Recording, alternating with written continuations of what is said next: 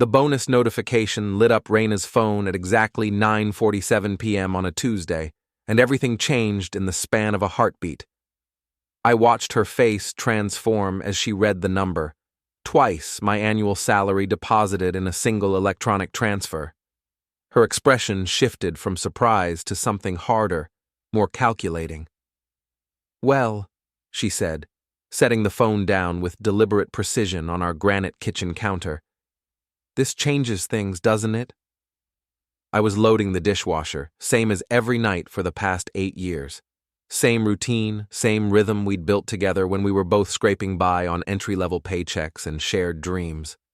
Back then, my engineering salary had kept us afloat while she climbed the fintech ladder. "Congratulations," I said, meaning it. "You've worked incredibly hard for this." Reina laughed, but there was no warmth in it. Have I? Or have I just been carrying extra baggage this whole time? The words hung in the air like smoke. I straightened up, a plate still dripping in my hands. What's that supposed to mean? She stood up, all 5'6" of designer workout clothes and freshly highlighted hair. The woman I'd married had worn thrift store dresses and laughed at my terrible jokes. This version looked like she'd stepped out of a corporate magazine. "It means I'm tired of pretending we're equals when we're clearly not. I make twice what you do now, Soren. Twice. And that gap is only going to grow." I set the plate in the dishwasher with careful control. "Money doesn't define our marriage, Reina. It never has." "Doesn't it?" She picked up her phone again, waving it like evidence. "When I'm paying for our vacations, our car payments, the mortgage on this house, when your contribution barely covers utilities?" The accusation stung because it held a grain of truth. Her promotion 6 months ago had shifted our financial dynamic, but I'd supported her through business school, covered expenses during her unpaid internships, celebrated every small victory that led to this moment. "I supported you when..." "When what? When I was struggling?" "That's the point, Soren. I'm not struggling anymore. I've evolved. I've grown, and you..." She gestured vaguely at my polo shirt and khakis. "You're still the same guy from 8 years ago." "I thought that's what you loved about me." Reina shook her head, and I saw something in her eyes I'd never seen before. Not anger or frustration, but something colder. Indifference. I thought I did too. But now I realize I've just been dragging around extra weight. You're holding me back, Soren, from the life I'm supposed to be living. The dishwasher hummed to life as I pressed the start button. Such a normal sound in such an abnormal moment. "So what are you saying?" "I'm saying I'm done." She grabbed her purse from the counter. "I'm going to stay at Jennifer's tonight. Maybe longer. You should think about your mistakes while I'm gone." She paused at the kitchen doorway, clearly expecting me to react. To argue, to beg, to promise I'd change. The old Soren might have done exactly that. Instead, I nodded. "Drive safely." Her mouth opened slightly, surprise flickering across her features. She'd scripted this confrontation in her head, and I wasn't following the dialogue. "That's it? That's all you have to say?" "What would you like me to say?" "I don't know. Something. Anything. Fight for us, Soren."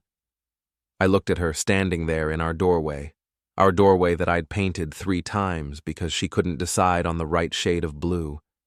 The same doorway where she'd kissed me goodbye every morning for years. "You just told me I'm extra weight holding you back, that you're done. What exactly am I supposed to fight for?" She stared at me for a long moment, then shook her head again. "You really don't get it, do you?" "I get it perfectly. You've outgrown me. Congratulations on your bonus." Reina left without another word. I heard her car start in the driveway, the engine fading as she drove toward whatever new life she'd already imagined for herself. I finished cleaning the kitchen, turned off the lights, and walked upstairs to our bedroom. Her side of the closet gaped open where she'd grabbed clothes in a hurry, hangers scattered on the floor like broken promises. I gathered my clothes methodically, Work shirts, casual wear, the suit I wore to weddings and funerals. Everything fit in 2 trips to the guest room down the hall. I'd always liked that room better anyway, better light in the mornings. Reina had expected tears, arguments, desperate phone calls. She'd wanted me to crumble so she could feel justified in her decision. Instead, I sat at the guest room desk and opened my laptop. The separation checklist had been sitting in my email drafts for 3 months, ever since I'd noticed the changes in her behavior. The late nights that weren't about work. The new clothes, new haircut, new attitude. The way she'd started looking at me like I was furniture she'd outgrown. I wasn't naive, I was an engineer, I planned for contingencies. The checklist was comprehensive. Legal steps, financial separations, social obligations, everything documented, time-stamped, saved. I'd hoped I'd never need it. At 11:23 p.m., I began executing the plan. First, I updated my address with the bank, insurance companies, and employer. Same house, but now I lived in the guest suite with its separate entrance. The mailman wouldn't notice, but the paper trail would be crystal clear. Next, I called the utility companies. Our house had dual meters, a quirk of the renovation we'd done 3 years ago. I'd thought it was overkill at the time. Now it seemed prescient. I split the accounts by meter reading. She could keep the main house utilities. I'd handle the guest suite. Each change generated an automated confirmation email. I saved them all in a folder labeled Documentation. By 2 a.m., I'd withdrawn my name from our shared committee memberships, canceled joint invitations to upcoming events, and updated my emergency contacts at work. Every action created a digital footprint showing the date and time of separation. The last item on the checklist was the hardest, removing my consent for Reina to represent me as her spouse at professional functions. We'd been each other's +1s for years. Now she'd have to find someone else. I closed the laptop and looked around the guest room. It felt more like home than our bedroom had in months. My phone buzzed with a text from Reina. "Are you seriously not going to call me?" I set the phone aside without responding. She'd made her choice. Now I was making mine. I woke up at 6 a.m. sharp, same as always. The guest room faced east, and sunlight streamed through windows that Reina had never bothered to cover with the heavy blackout curtains she preferred. I'd forgotten how much I enjoyed natural light in the mornings. My phone showed 6 missed calls and 14 text messages, all from Reina. The messages started demanding and grew increasingly frantic as the night wore on. "Call me back. We need to talk about this.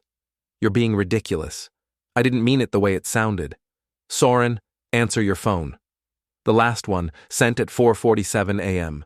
"Fine, be childish, but you can't avoid me forever." I deleted them without responding and headed downstairs to make coffee. The kitchen felt different in the morning light, cleaner somehow, less cluttered. Reina's collection of vitamins and supplements no longer crowded the counter.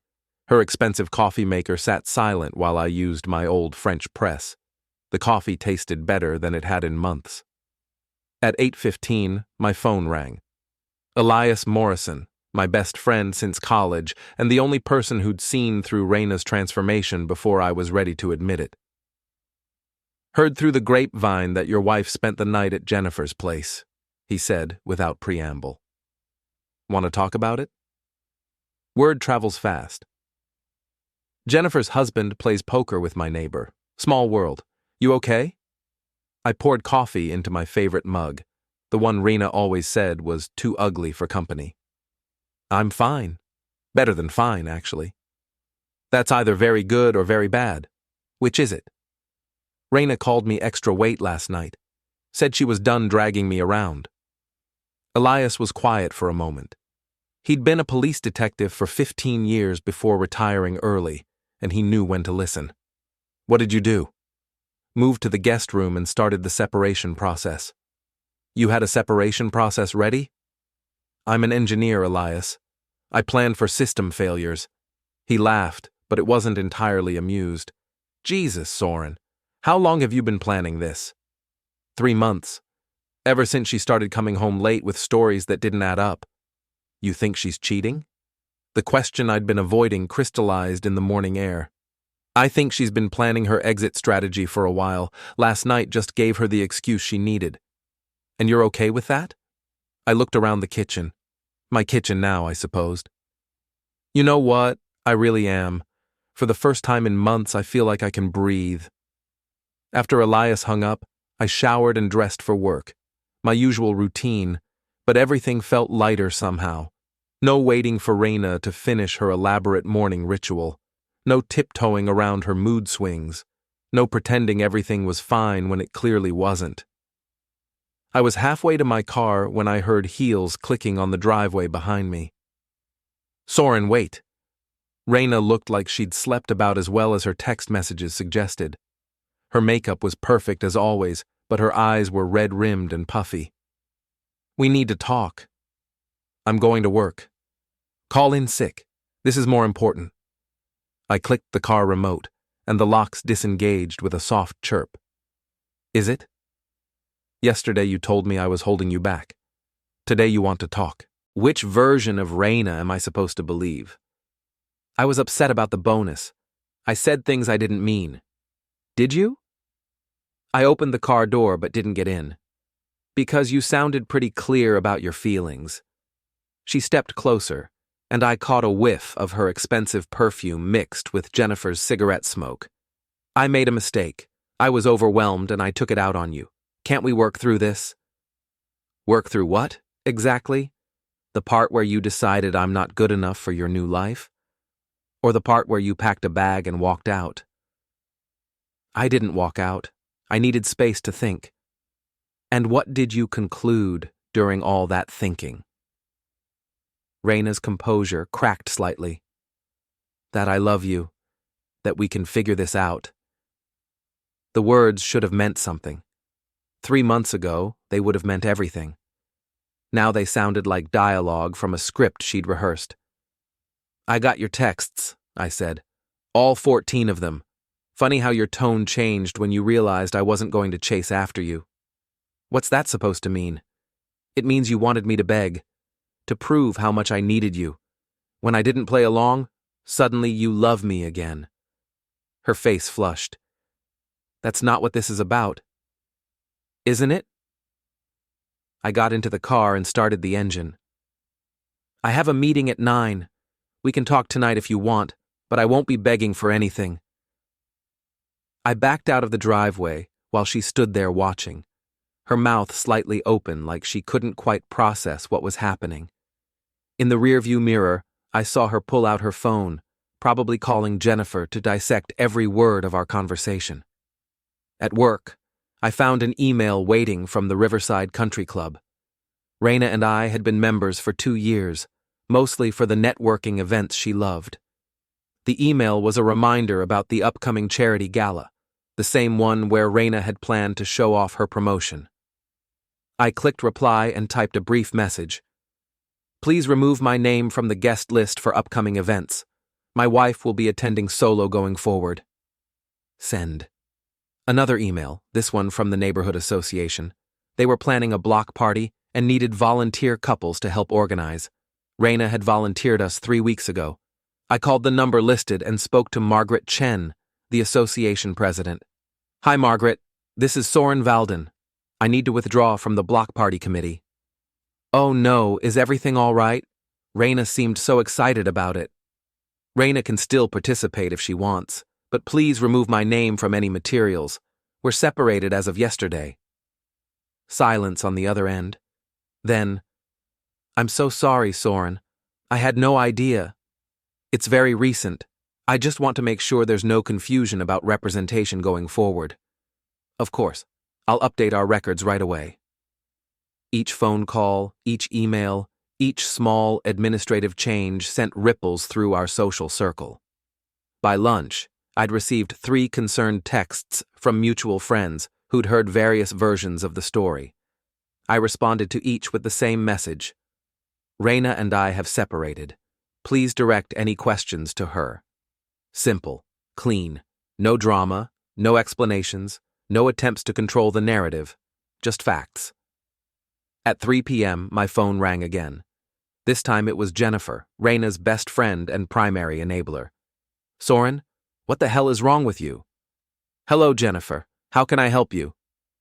"You can help by stopping this ridiculous tantrum and talking to your wife." "I talked to her this morning.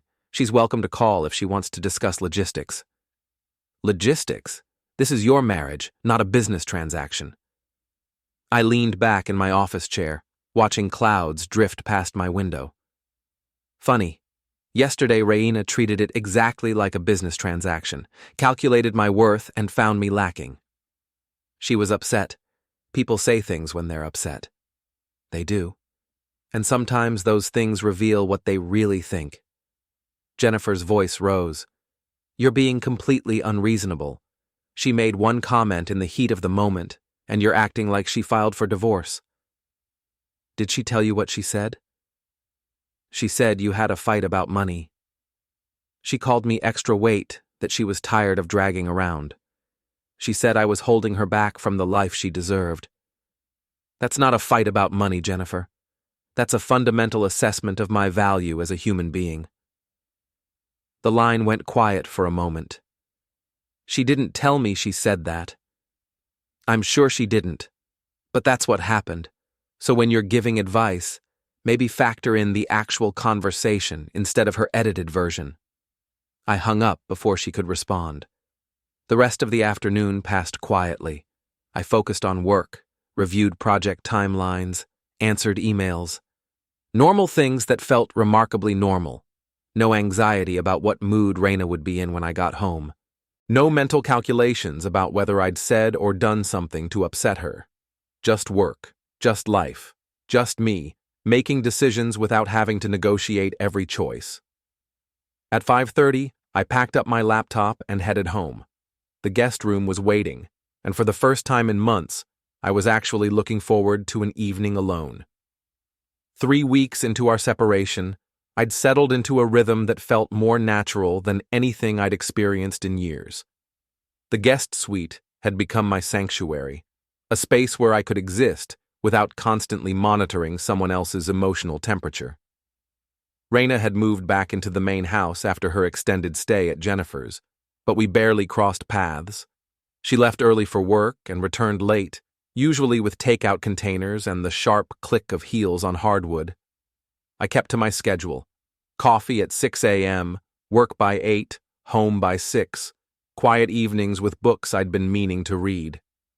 The separation notices I'd sent had done their job. Invitations now came addressed to either Reina Valden or Soren Valden, never both. The subtle shift in how our social circle treated us spoke volumes about how quickly people could adapt to new realities. On a Thursday evening, I was reviewing project specifications when my phone buzzed with a text from Amelia Rodriguez, an HR coordinator at Reina's company. "Can you meet for coffee tomorrow? I have something you should know." Amelia and I had become friends through Reina's office parties, bonding over our shared appreciation for old movies and dry humor. She was one of the few people in Reina's professional circle who'd always treated me as more than just the spouse. I texted back, "Sure. Usual place at 7? Perfect. And Soren? Come alone." The next morning, I found Amelia already seated at our regular corner table at Grind Coffee, nursing a large latte and looking unusually serious. She was normally the type of person who smiled before she spoke, but today her expression was carefully neutral. "Thanks for meeting me," she said as I sat down with my black coffee. "This is awkward, but I thought you should know what's been happening at the office." "About Reina?" "About Reina and David Mitchell." David Mitchell. I knew the name. Reina's direct supervisor, the one who'd been instrumental in her promotion. Mid-40s, divorced, drove a silver Porsche that he parked in the executive spaces. "What about them?" Amelia glanced around the coffee shop, then leaned forward. "They've been having lunch meetings that aren't on any calendar, private meetings in his office with the door closed, and yesterday I saw them in the parking garage after hours." "Saw them doing what?" "Talking very close together. Close enough that I thought they were going to—" She paused, choosing her words carefully. Let's just say it didn't look professional. I sipped my coffee, surprised by how little the revelation affected me. 3 months ago, confirmation of Reina's affair would have devastated me. Now it felt like the final piece of a puzzle I'd been unconsciously assembling. How long has this been going on? I started noticing things about 6 weeks ago. But honestly, it might have been longer.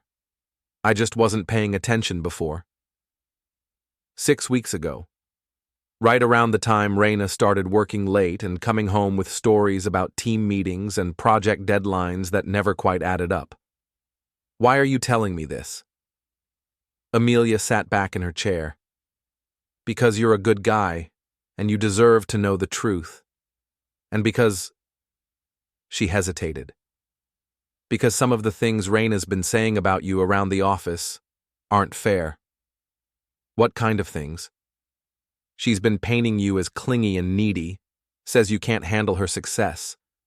Yesterday at lunch, she told a group of us that you'd been pressuring her to have children because you're threatened by her career. The accusation was so far from reality that I almost laughed. We've never even discussed having children, and I've supported every career move she's made. I know. That's why I wanted to talk to you. The woman I'm hearing about doesn't match the Reina I thought I knew, and the husband she's describing doesn't match the man I've met. I finished my coffee, processing the information. Reina wasn't just moving on. She was rewriting our entire history to justify her choices. Is there anything else I should know? Amelia pulled out her phone and showed me a photo. This was taken at the company retreat last weekend. The one Reina said was mandatory and spouses weren't invited. The photo showed Reina and David at what looked like a resort bar, sitting close together, her hand on his arm. They looked comfortable, familiar, like a couple. When was this taken? Saturday night, after the official events ended. I studied the photo for another moment, then handed the phone back. Thank you for showing me this. What are you going to do? I don't know yet, but I appreciate you looking out for me. We parted ways in the parking lot, and I drove to work with a strange sense of clarity. The last 3 weeks of uncertainty had crystallized into something simpler. Reina had made her choice long before our kitchen confrontation. The bonus had just given her the confidence to act on it. At lunch, I called my lawyer. Marcus Webb had handled my parents' estate planning and came highly recommended. His office was downtown, occupying the top floor of a building that screamed competence and discretion. I need to discuss divorce proceedings, I told his secretary when I called, and I need to move quickly. The appointment was scheduled for Monday, 3 days to prepare for the next phase of my life. That evening, I was reading in the guest room when I heard Reina's car in the driveway. Her heels clicked across the kitchen floor, then stopped. A moment later, she knocked on my door. Come in. She opened the door, but didn't step inside, as if crossing the threshold would somehow commit her to something she wasn't ready for. We need to talk about the charity gala next weekend. What about it? I need you to come with me, as my date. I set down my book and looked at her. She was dressed for dinner out, black dress, jewelry I'd given her for our anniversary 2 years ago, makeup perfectly applied. But there was something desperate in her eyes. Why? Because people are asking questions about us, about why you're not around anymore. And what do you tell them? That we're working through some issues. Are we? She stepped into the room then, closing the door behind her. We could be, if you'd stop being so stubborn about this. Stubborn about what? About accepting that you think I'm not good enough for your new life? I never said that. You said I was extra weight holding you back. How is that different? Reina sat on the edge of the bed, smoothing her dress. I was angry. I'd just gotten this huge bonus, and instead of celebrating with me, you were loading the dishwasher like it was any other night. So I should have what? Thrown you a parade? You should have acted like it mattered. Like I mattered. I studied her face, looking for some sign of the woman I'd married. Your success has always mattered to me, Reina. I've supported every goal you've set, every risk you've taken. But somewhere along the way, you decided that wasn't enough. That's not true, isn't it? When was the last time you asked about my work, my projects, my goals? She opened her mouth to respond, then closed it again. You can't remember, can you? That's not fair. What's not fair is rewriting our marriage to justify whatever you've already decided to do. Reina stood up abruptly. Fine, don't come to the gala, but don't expect me to keep making excuses for you. I won't. In fact, I'd prefer if you stopped mentioning me altogether. She stared at me for a long moment, and I saw something shift in her expression. The last pretense of trying to save our marriage evaporated. You know what? You're right. I have been making excuses for you. For us. For this whole situation. Then stop. I will. And when people ask why my husband isn't with me anymore, I'll tell them the truth, that you couldn't handle my success. She left without waiting for a response, and I heard her car start a few minutes later.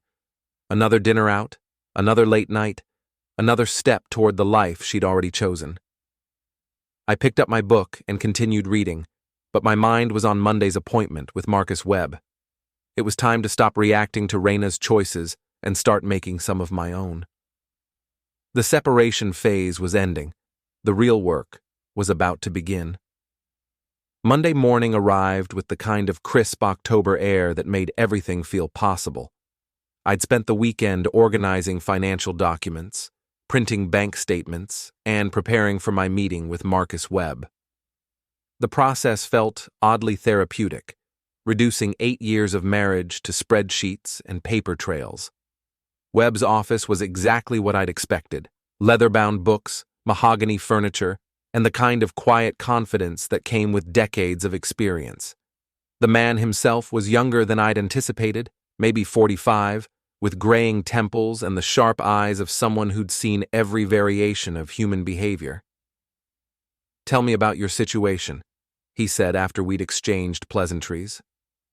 I laid out the facts chronologically: Reina's promotion, the bonus, her declaration that I was extra weight, my immediate separation, and the evidence of her affair with David Mitchell. Webb took notes on a legal pad, occasionally asking clarifying questions. When I finished, he set down his pen and leaned back in his chair.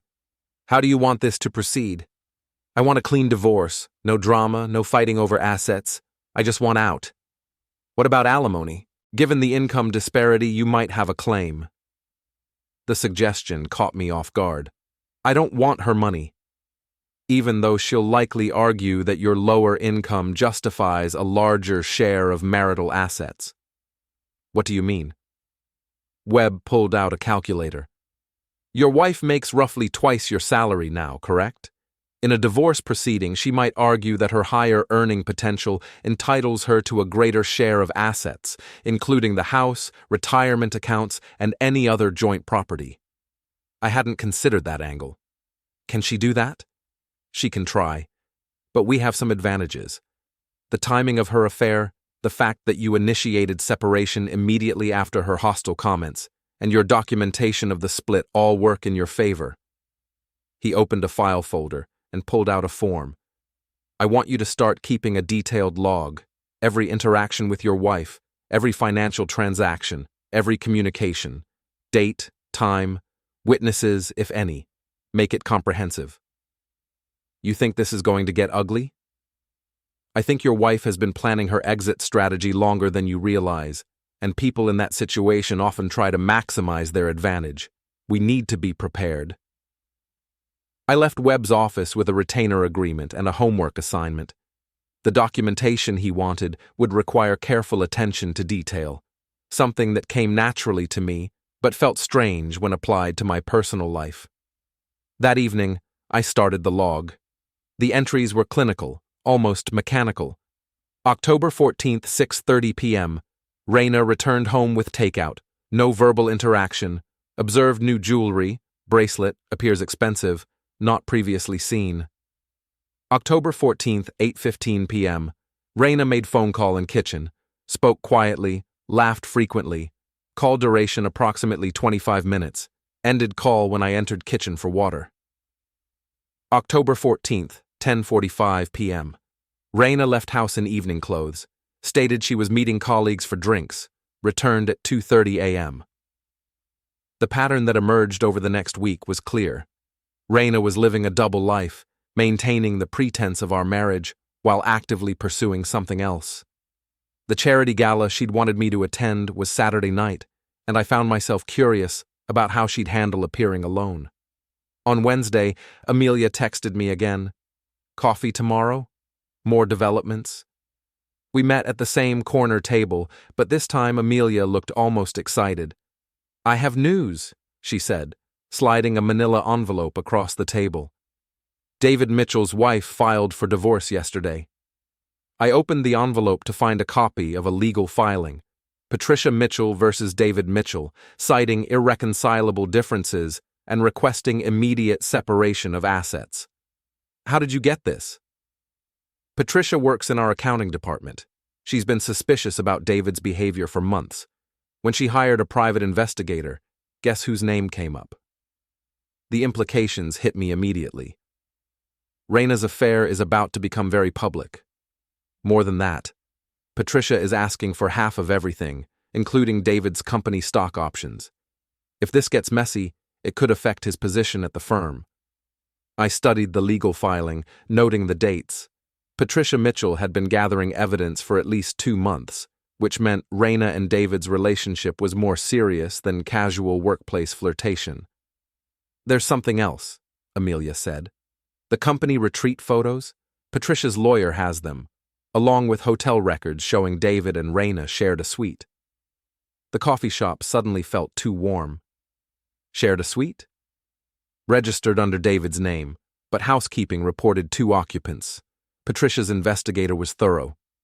I folded the papers and slipped them back into the envelope. What happens now? Patricia's lawyer is building a case for adultery, which in this state affects asset division. David's looking at losing a lot more than half his wealth, and Reina had no idea what was coming. That afternoon, I called Marcus Webb and scheduled an emergency meeting. The game was about to change dramatically, and I needed to understand my options. This is actually good news for you, Webb said after reviewing Patricia Mitchell's filing.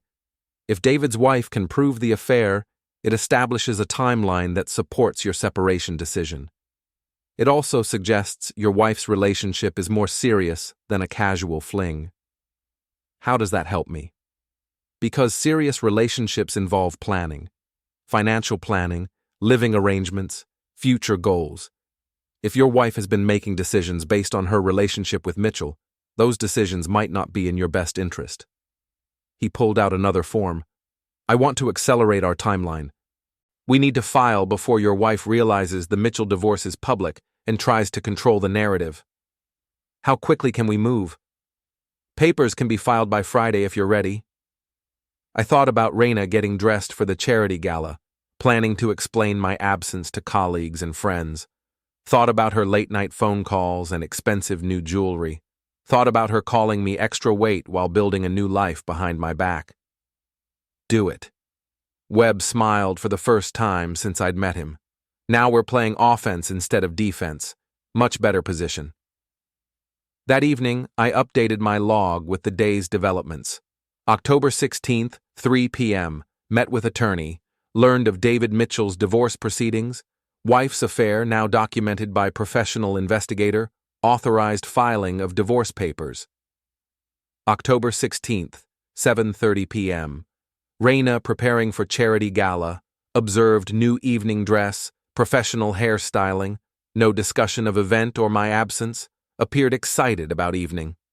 October 16th, 9:15 p.m., Reina left for gala, stated she would be very late returning, took overnight bag. I closed the log and poured myself a glass of wine. Tomorrow, Patricia Mitchell's divorce would become public record. By Friday, my own filing would join it. The weekend was going to be very interesting. For the first time since this whole situation began, I felt like I was ahead of the curve instead of reacting to it. Reina had been planning her exit strategy for months, but she'd underestimated one crucial factor. I was an engineer, and engineers always had contingency plans. The charity gala was going to be her last public appearance as my wife. She just didn't know it yet. Saturday morning brought the first snow of the season, light flakes that dusted the windows and made the world look clean and new. I was reading the newspaper with my coffee when my phone buzzed with a text from Elias. Heard through the grapevine that David Mitchell's divorce hit the gossip circuit. How are you holding up? I texted back. Better than expected. Coffee later? Can't, but I'll call you tomorrow. Try not to burn anything down while I'm gone. I smiled at his response. Elias knew me well enough to recognize when I was planning something, even if he didn't know what. Reina hadn't returned from the gala the previous night, which wasn't surprising. What was surprising was the complete absence of communication. No texts, no calls, no updates. Either she was too busy to check in, or she'd decided to stop pretending our marriage mattered. At noon, my phone rang. Marcus Webb. The papers are filed, he said without preamble. Your wife will be served Monday morning at her office. At her office? Standard procedure when someone's residence is unclear. The process server will be discreet, but her colleagues will know what's happening. I thought about Reina's carefully maintained professional image, her concern about appearances at the charity gala. Being served divorce papers at work would be her worst nightmare. Is there any way to serve her privately? We could try to catch her at home, but given her schedule, the office is more reliable. Why? Having second thoughts? I watched snow continue to fall outside my window. No, just trying to understand the timeline. Once she's served, she has 30 days to respond. Given what we know about the Mitchell situation, I expect she'll want to move quickly. After Webb hung up, I spent the afternoon organizing the guest suite. If Reina was going to contest the divorce or fight for the house, I wanted my living space to be clearly established as separate and permanent. At 6 p.m., I heard her car in the driveway. She'd been gone almost 24 hours. Her heels clicked across the kitchen floor, then stopped. A moment later, she knocked on my door. The same tentative knock she'd used before the gala conversation. Come in. She looked exhausted. The previous night's makeup was gone, replaced by dark circles under her eyes. Her hair was pulled back in a messy ponytail, and she wore jeans and a sweater I'd given her 2 Christmases ago. We need to talk. About what? She closed the door and sat heavily in the chair by my desk. About David. The admission hung in the air between us. After months of lies and misdirection, she was finally ready to tell the truth. What about David? His wife filed for divorce. It's all over the office. People are talking.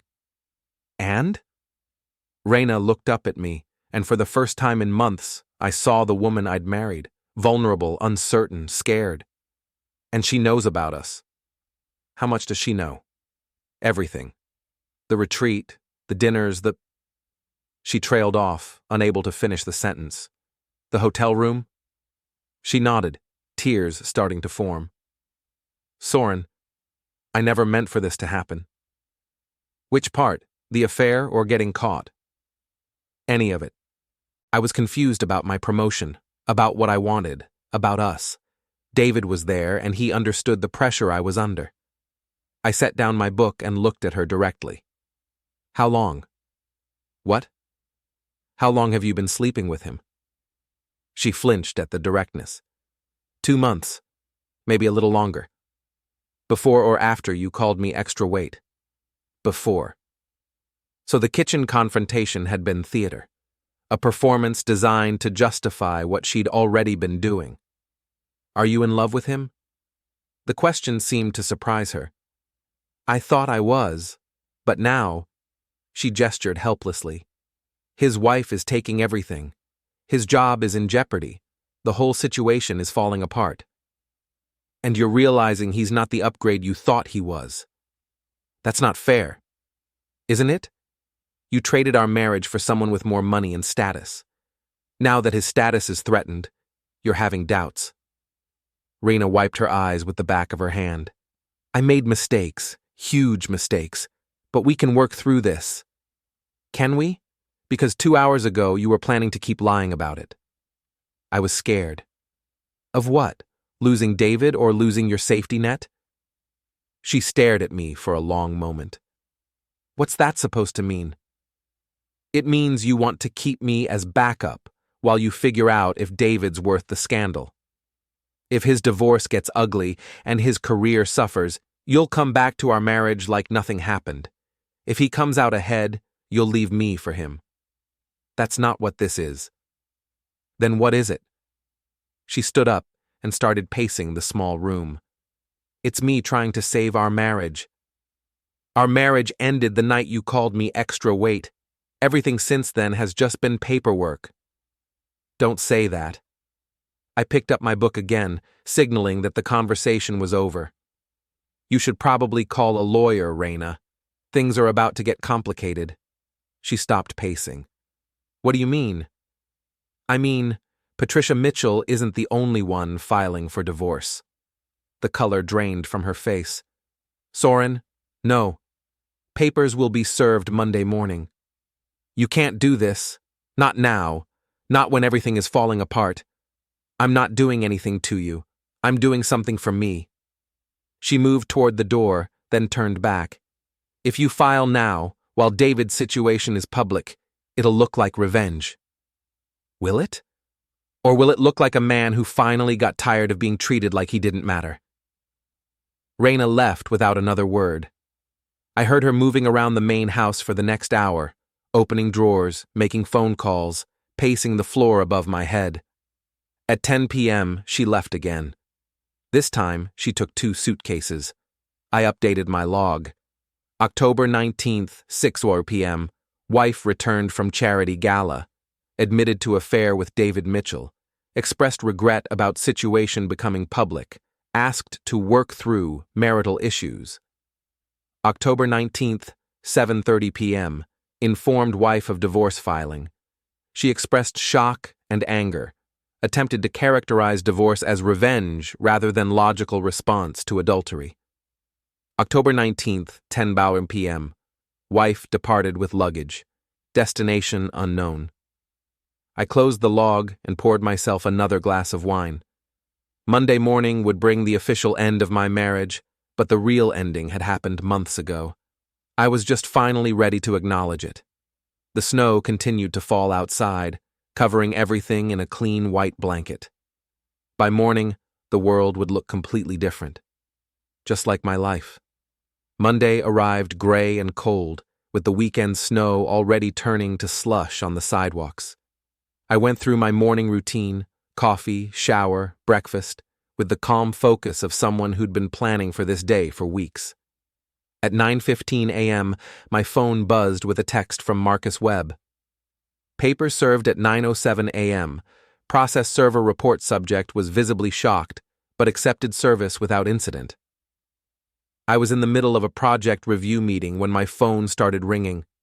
Reina's name flashed on the screen 5 times in 10 minutes before I finally stepped out to answer. How could you do this to me? Her voice was shaking with rage. At my office, Soren, in front of my colleagues. The process server was instructed to be discreet. Discreet? Everyone saw him hand me legal papers. Do you have any idea what this looks like? I walked to the window overlooking the parking lot, watching normal people go about their normal lives. It looks like a woman getting divorced. It looks like you're trying to humiliate me. I'm trying to end our marriage. The humiliation is a side effect of your choices, not mine. My choices? You filed for divorce the same week David's situation became public. That's not a coincidence. You're right. It's not. I filed for divorce because I finally had enough evidence to understand what you'd been doing behind my back. The line went quiet for a moment.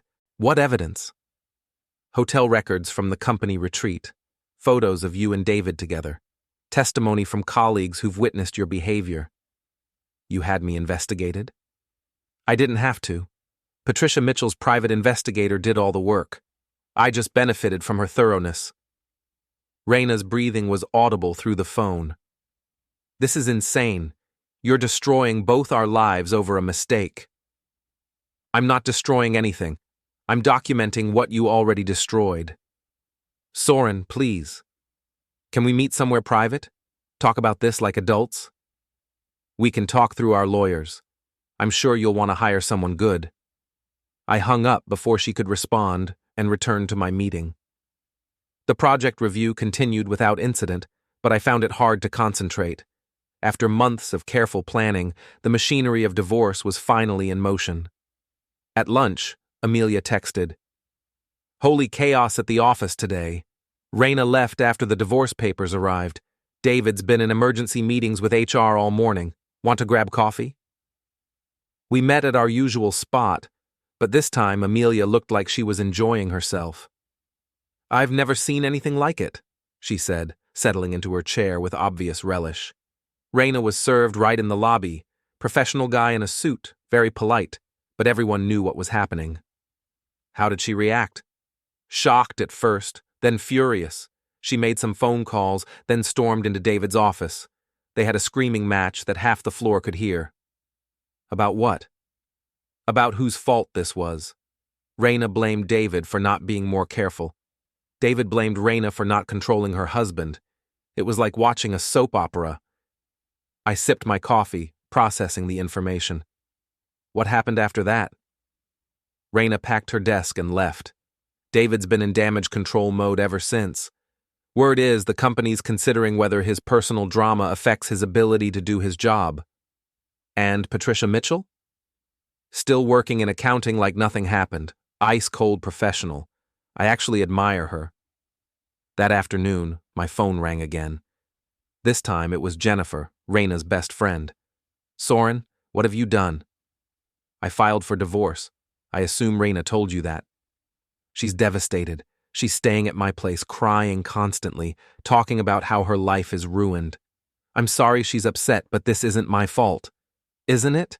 You knew about David's divorce. You knew it would make Reina look bad if you filed at the same time." "I filed because my wife had an affair and called me extra weight. The timing is unfortunate for her, but that's not my problem." She made a mistake. People make mistakes. Jennifer, she didn't make a mistake. She made a series of calculated decisions over several months. The only mistake was getting caught. "You're being cruel." "I'm being realistic. Reina chose David over our marriage. Now she has to live with that choice. What if she chooses you? What if she ends things with David and wants to work on your marriage?" I looked around my office, the space where I'd been productive and focused while my personal life imploded. Then she'll have to do it as my ex-wife. Some things can't be undone. Jennifer hung up without saying goodbye. That evening, I was reading when my doorbell rang. Through the peephole, I saw Reina standing on the front porch, holding a bottle of wine and looking like she'd been crying. I opened the door, but didn't invite her in. "I brought your favorite," she said, holding up the bottle. "That Pinot Noir from our anniversary dinner." "What do you want, Reina?" "I want to talk. Really talk. About us. About what went wrong. About how we can fix this." "We can't fix this." "Why not? Because I had an affair?" People recover from affairs. Marriage counselors, therapy, working through the issues. I leaned against the door frame, studying her face. "It's not about the affair." "Then what?" "It's about the fact that you called me extra weight and meant it. It's about you rewriting our entire marriage to justify your behavior. It's about you planning your exit strategy while pretending to love me." "I do love you." "You love the idea of me as a backup plan, but you don't love me enough to choose me over David, and you don't respect me enough to be honest about it." Reina's composure cracked. David's career might be over. His wife is taking everything. The company is investigating whether he violated any policies. My association with him could hurt my own career. So now you want to come back because your upgrade didn't work out? That's not what this is. Then what is it? She set the wine bottle on the porch railing and stepped closer. It's me realizing I made the biggest mistake of my life.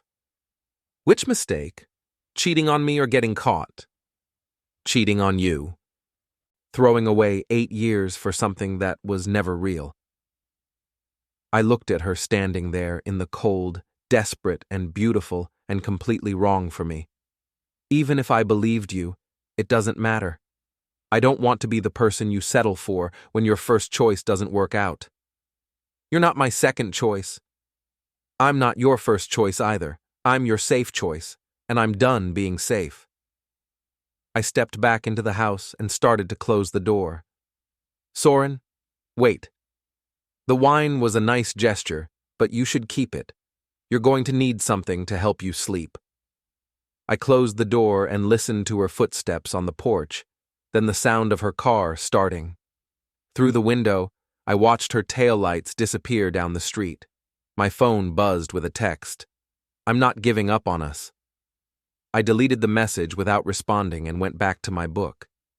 Tomorrow would bring new developments, new complications, new attempts to make me doubt my decision. But tonight, I was exactly where I belonged. Alone, peaceful, and finally free.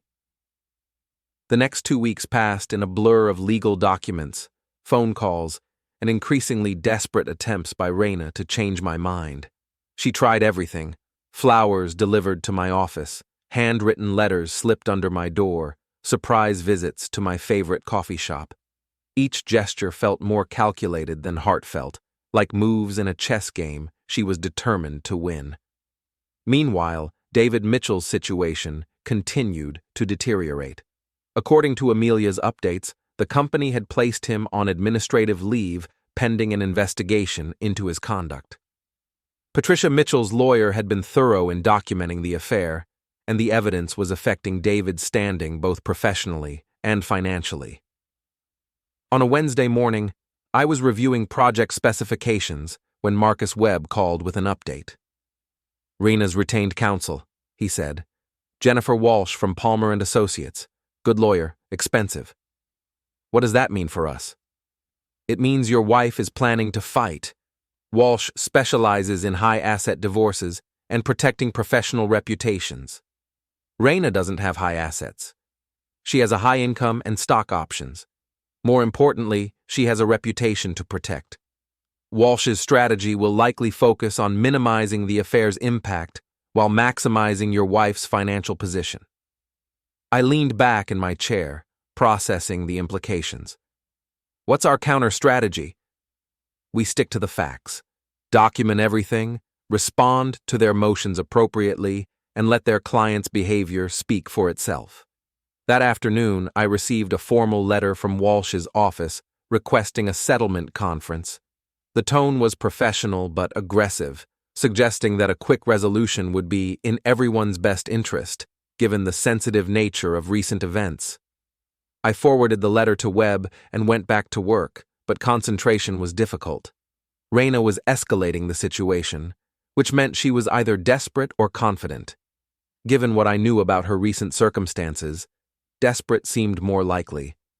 At 6 p.m., I was leaving the office when I spotted a familiar silver Porsche in the parking lot.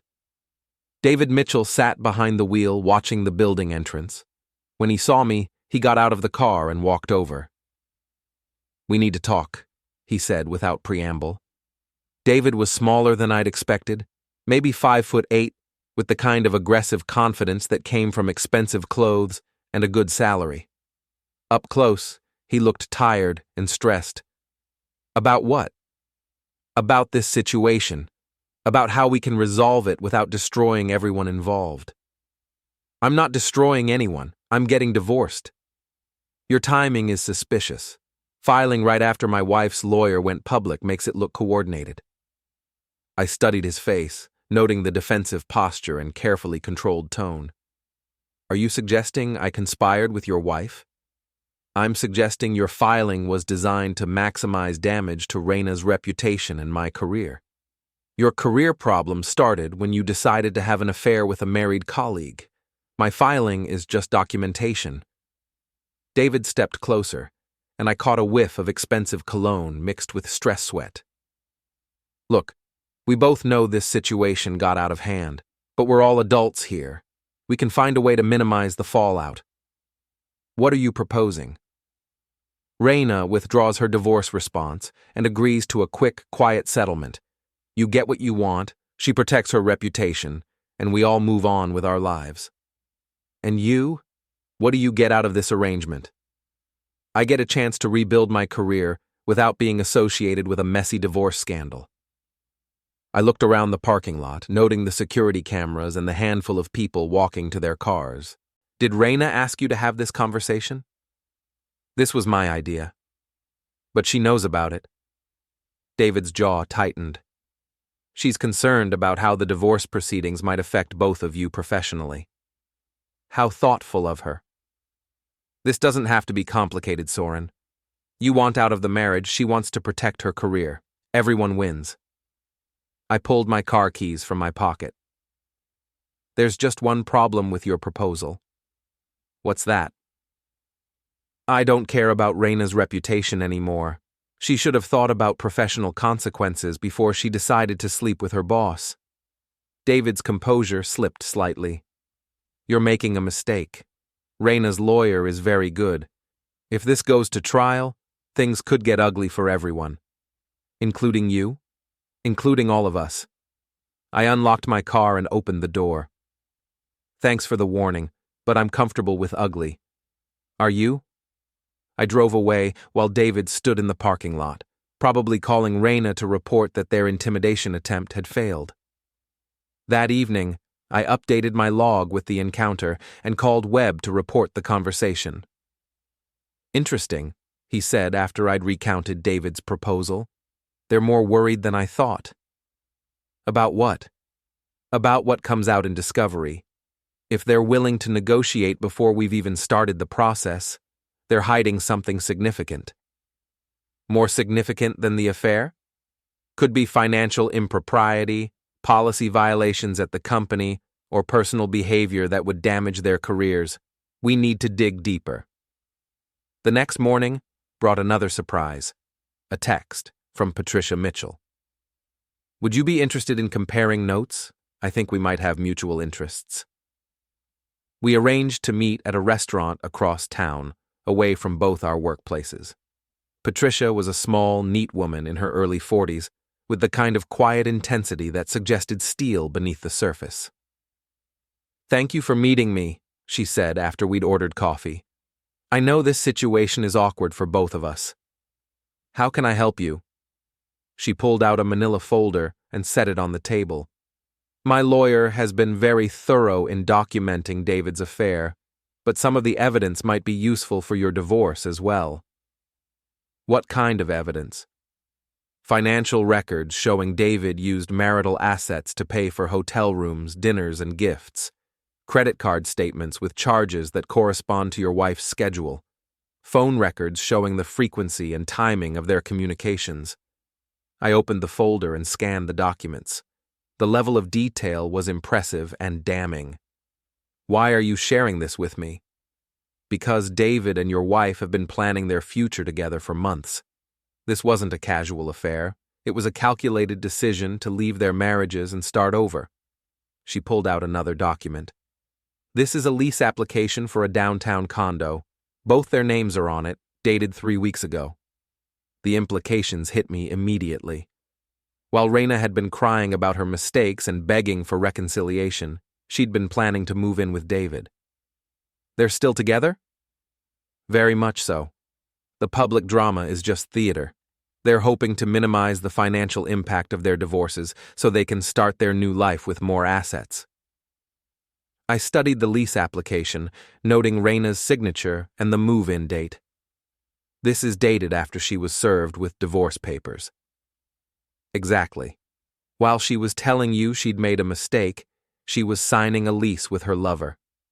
Patricia leaned forward. I want David to lose everything. His career, his money, his reputation. But I can't do that alone. If we coordinate our divorces, share information, and present a united front, we can make sure they both pay the full price for their choices. I looked at this quiet woman who'd been betrayed just as thoroughly as I had, and I saw something I recognized: the calm determination of someone who'd moved past hurt and into action. "What do you have in mind?" She smiled for the first time since we'd sat down. "I have a very detailed plan, and I think you're going to like it." As Patricia outlined her strategy, I realized that Reina and David had made a crucial miscalculation. They'd assumed their spouses would be too hurt, too shocked, or too concerned with propriety to fight back effectively. They were about to learn how wrong they were. The war was just beginning, and we were no longer fighting alone. Patricia's plan was elegant in its simplicity: coordinate our divorce proceedings to maximize transparency and minimize our spouse's ability to hide assets or manipulate the narrative. She'd already done most of the investigative work. I just needed to provide corroborating evidence from Reina's side of the affair. Over the next week, I documented everything with forensic precision. Phone records showing the timing of Reina's calls to David, credit card statements revealing purchases that aligned with their secret meetings, even grocery receipts that showed she'd been buying expensive wine and ingredients for dinners she claimed to be eating with colleagues. The breakthrough came when I found Reina's laptop in the main house, still logged into her email account. I'd gone over to collect some tools from the garage when I noticed the laptop open on the kitchen counter, screen still active. Reina had always been careless about logging out of accounts. The email thread between Reina and David was a roadmap of their relationship, starting 3 months before her bonus and continuing through the present day. But it was the most recent messages that made my pulse quicken. "The lawyers think we can minimize the damage if we stick to the script," Reina had written 2 days earlier. "Soren still believes I want to reconcile. David's wife is being more difficult, but she'll come around when she realizes fighting will cost more than settling." David's response was equally revealing. "My company investigation should wrap up soon. HR is mostly concerned about policy violations, not the relationship itself. If we can get through the next month without more public drama, I should keep my job." The final message was dated that morning. "Picked up keys to the new place. Can't wait to start our real life together. Just need to get through a few more weeks of pretending to be remorseful." I photographed every message with my phone, then forwarded the entire thread to my personal email account. The evidence was devastating.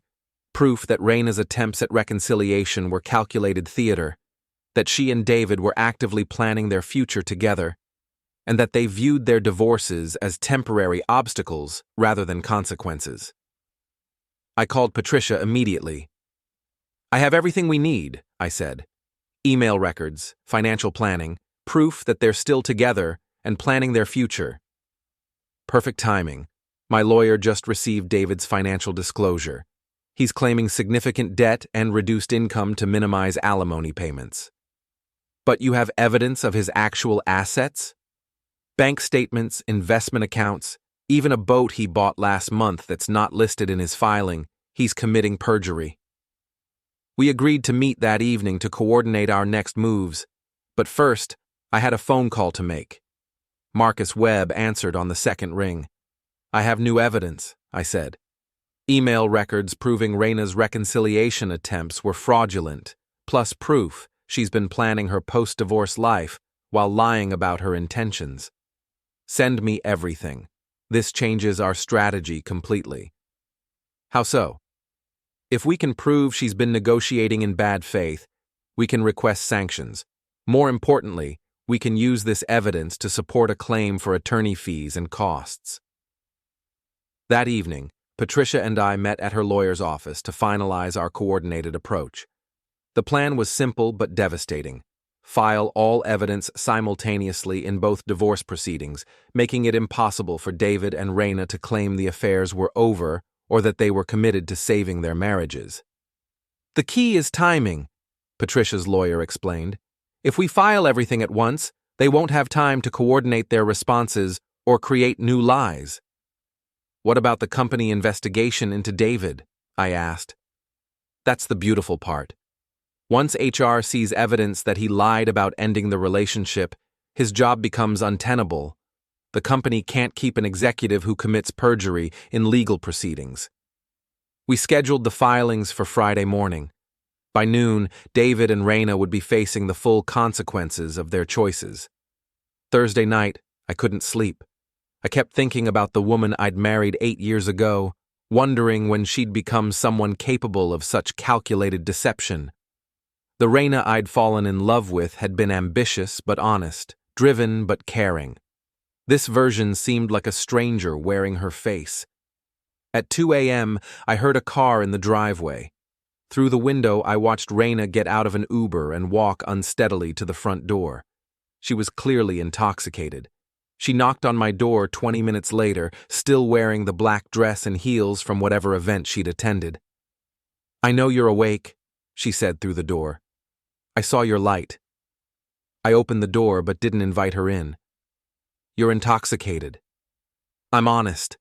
For the first time in months, I'm being completely honest." "About what?" She leaned against the doorframe, and I caught the scent of expensive perfume mixed with wine.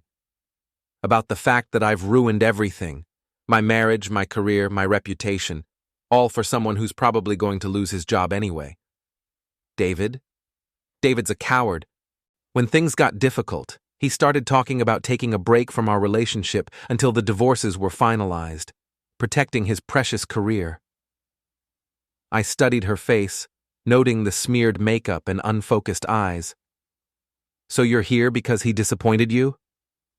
"I'm here because I finally understand what I threw away." "Do you? Or do you just understand that your backup plan isn't working out?" Reina straightened up, trying to focus. "I know you hate me. I know you'll never forgive me. But I need you to know that I loved you. I still love you. You have a strange way of showing it. I made mistakes, terrible mistakes. But the person who called you extra weight, who cheated, who lied, that wasn't really me. Then who was it? Someone I became when I got scared. Scared that I was settling, that I wasn't living up to my potential, that I was going to wake up at 50 and regret my choices. I looked at this woman who'd shared my bed for 8 years, who'd known my dreams and fears, who'd promised to build a life with me. And now? Now I know I already made the choice I'm going to regret for the rest of my life. Reina, go home. Sleep this off. Tomorrow is going to be difficult enough without adding tonight to your list of regrets. What happens tomorrow? I almost told her. Almost warned her about the evidence, the coordinated filings, the storm that was about to break over her carefully constructed new life. Instead, I stepped back into the guest room. Tomorrow you find out what consequences look like. I closed the door and listened to her footsteps retreating down the hallway. A few minutes later, I heard her car start. Apparently, she'd called another Uber. At 6 a.m., my phone buzzed with a text from Marcus Webb. Filing submitted. Evidence package delivered to opposing counsel and company HR. Game over. I made coffee and sat by the window, watching the sun rise over a world that was about to change dramatically for two people who'd thought they were smarter than everyone else. By noon, Reina and David would discover that actions have consequences, that lies have expiration dates, and that sometimes the people you underestimate are the ones who end up holding all the cards. The separation phase of my life was ending. The liberation phase was about to begin.